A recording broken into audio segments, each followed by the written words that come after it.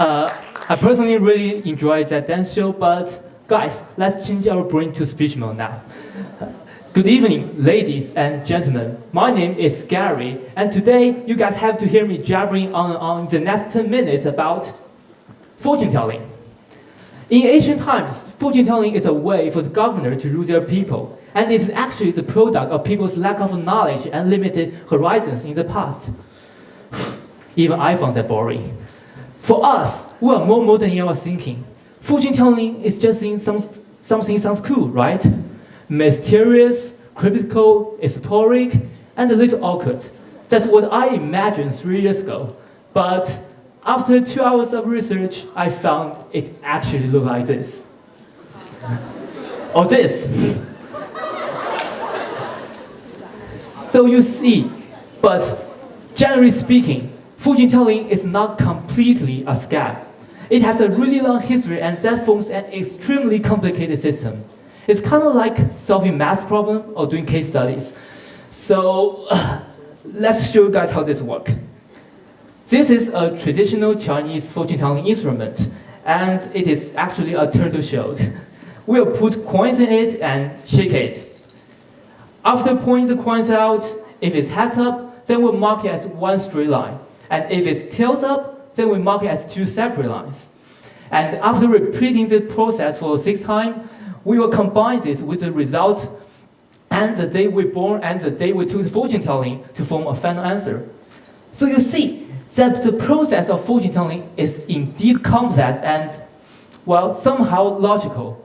But that doesn't change the fact that it has no scientific proofs. It is understandable for people 1,000 years ago would believe in this, as they have no ability to explain the natural events they have seen. So they gave this credit to God.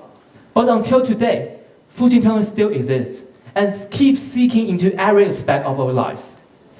About 1 year ago, our school held a social science event called PBL. And my team and I investigate about international students' opinion towards fortune telling. And surprisingly, the result shows that most of us is interested in such kind of thing. And 83% of us have at least tried one step of fortune telling. And the most popular one is horoscope. I believe everyone in this room shares the same result. How about let's test it now? Everyone who has ever tried fortune telling, please raise your hand. And keep your hands up if this kind of fortune telling is about horoscope. Yeah, surprising result, isn't it? We are all highly educated, but we would believe that the day we're born will reveal our characters.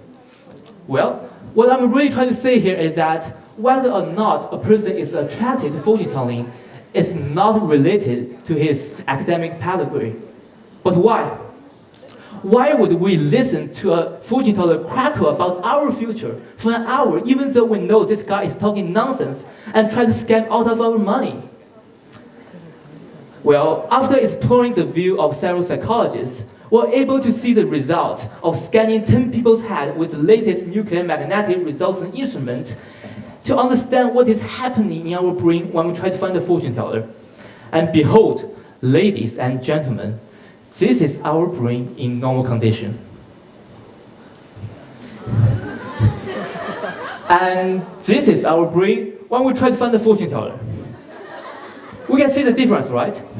So, what caused this difference? Well, that leads to another creepy creature. I will call it anxiety monster.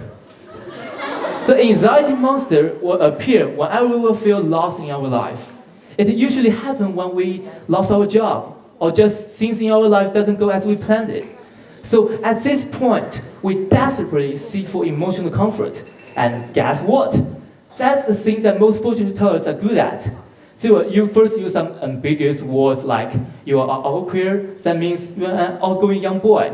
And others may consider you as chatty, but that's a way for you to avoid loneliness. And the right one for you will appear whenever you forgot about the past. Pretty classic, right? This guy can use the same word to another person by changing some adjectives. But you'll still be like, oh my god, this man has just read my mind. So what I'm really trying to say here is, in the view of fortune tellers, this is only a possibility problem. People come to fortune teller just for several reasons. Money, Love, study, health, or career? And for a young boy, the answer is probably love or study. So this is a 50-50 chance for the fortune tellers. And even though they get it wrong, they still have plenty of chance to get back on track and win you over again. And at this time, your loneliness is cured. And you will think that you finally found a confidant. So you're much more susceptible to the following reading. That's how the fortune tellers trick us. But how does this relate to our horizons? Well, in my point of view, actually, fortune telling is limited our horizons. Referring to the results of our future when we face dilemma, it is actually a sign of us to stay firmly in our comfort zone and avoid expanding, exploring, or challenging our horizons. To help you guys better understand this, we can add some tangibility. This is your life that fortune tellers has described to you. Pretty classical, right? There are some ups and downs, and after some failure, you finally reach the peak of your life. Man, that sounds good. Who doesn't want a big success out of failure? But that's your life actually look like. A tangled ball of war. And the only way for you to achieve your goal is to try every end of the stride and find the right one for you. So, after I presented my finding in PBL, many people contact me and indicating that they are all curious about the accuracy of fortune telling. And my answer is always the same.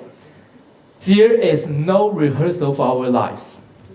Thinking back over everything I've covered in this speech, fortune telling is just one person's perspective and a way for us to ease our own anxiety about the future.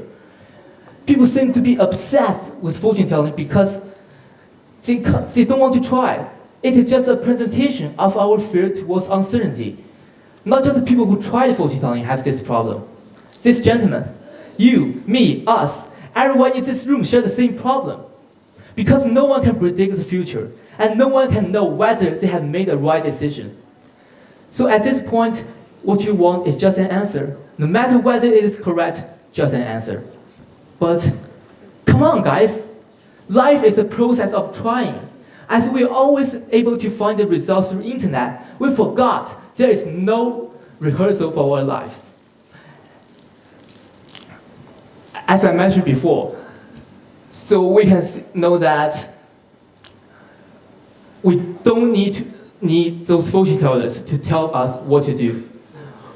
What we really need is to try everything, broaden our horizons, and see multiple possibilities.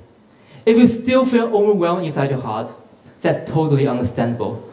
But instead, letting others tell you what to do and take your money away, why not do it yourself?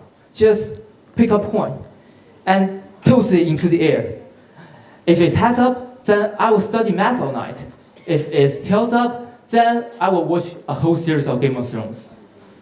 It's a hat, but I will still go with plan B. See? I made my own decision. And don't rely on those false nonsense.